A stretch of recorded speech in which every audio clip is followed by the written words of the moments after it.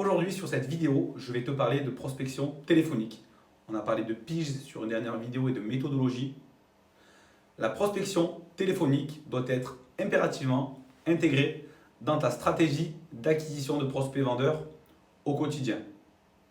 Tu vas pouvoir te diriger vers différents types d'appels que tu vas construire idéalement avec des scénarios. Tu peux par exemple appeler tes cercles d'influence. Ce sont les personnes que tu connais et les personnes qui te connaissent déjà.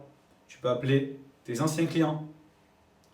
Souviens-toi justement que tes anciens clients, les cercles d'influence, représentent une mine d'or et une précieuse ressource. Il faut donc que tu les sollicites très fréquemment.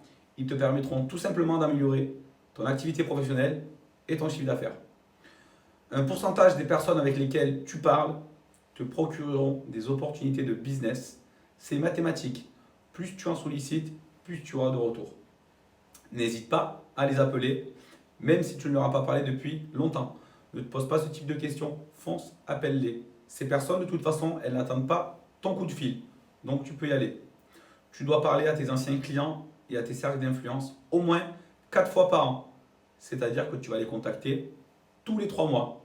Tu peux aussi leur envoyer courrier, SMS, MMS au moment clé, anniversaire, fête, Noël, date d'anniversaire de leur achat, nouvelle année. En tout cas, tu as une multitude d'opportunités de garder le contact avec ces personnes-là. Fais en sorte de toujours effectuer ces appels avec enthousiasme et énergie. C'est hyper important. Pense à ton attitude quand tu fais ta prospection téléphonique. Identifie les personnes qui pourront te fournir le plus grand nombre de recommandations, tes ambassadeurs, et appelle-les chaque mois. Les ambassadeurs, c'est chaque mois, ce n'est pas une fois tous les 3 mois. C'est comme ça que tu vas te construire des relais et des réseaux d'affaires. La gestion de tes contacts doit être organisée, idéalement via ton CRM, ton logiciel métier. Et si tu n'en as pas un qui tient la route, utilise un tableau Excel. Ça fonctionnera très bien. Ta base de données doit augmenter chaque année de façon conséquente. Et ton chiffre d'affaires, il va augmenter. C'est naturel. Dès la signature d'un compromis de vente, demande et n'aie pas peur de demander une recommandation à ton vendeur et à ton acheteur. À ce moment-là, tous les deux ils sont au pic émotionnel dans la transaction. Donc sollicite-les et n'aie pas peur de le demander à l'issue du compromis. C'est important. Laisse des messages vocaux, laisse des SMS à tous ces cercles d'influence que tu vas appeler et qui ne te répondront pas. C'est important, ils doivent savoir que tu as pensé à eux et que tu les as sollicités. Maintiens une constance dans tous ces appels téléphoniques.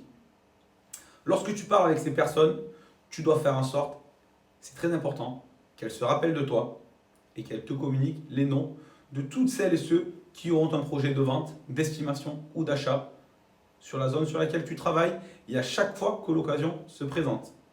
Demande-leur simplement l'autorisation de les appeler fréquemment et qu'ils soient donc préparés à recevoir tes appels, puisque je te rappelle, une fois tous les 3 mois. N'hésite pas aussi à solliciter tous tes partenaires professionnels, notaires, courtiers, diagnostiqueurs, géomètres, avocats, fréquemment pour qu'ils te fournissent des opportunités de business. Ce n'est pas acquis. Il faut que tu sois proactif, que tu ailles chercher ça en les appelant. Lorsque tes anciens clients ou cercles d'influence te donnent des recommandations, remercie-les systématiquement.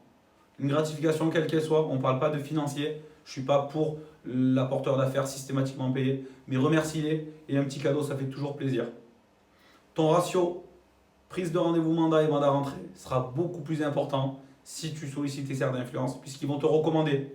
Et on sait pertinemment qu'une fois que tu es recommandé, il y a déjà un lien de confiance qui est instauré entre toi et la personne chez qui tu vas aller. Tu auras le meilleur ratio, donc le meilleur résultat. Autre chose, au niveau de prospection téléphonique, appelle systématiquement les personnes d'un quartier donné quand tu as vendu un bien sur leur secteur.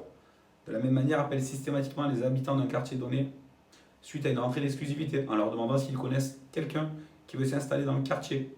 Relance systématiquement tes prospects, tes anciennes estimations et suis parfaitement tes leads vendeurs. Un lead, c'est un prospect qualifié qu'il faut travailler car il peut, et j'ai envie de te dire même, il doit devenir ton client.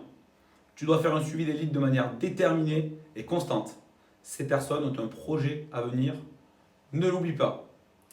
Donc moi, ce que je t'invite à faire dès la semaine prochaine, c'est de te donner 2 plages de 2 heures de prospection téléphonique le matin, 2 fois dans la semaine, de voir les résultats. Et si tu as des soucis avec ça, dans l'attitude, dans la démarche, dans le message, Tu m'envoies un message sur l'un de mes réseaux sociaux et je te garantis que je te ferai un retour en vidéo en donnant tous les conseils qu'il faut pour que tu puisses devenir un as de la prospection téléphonique.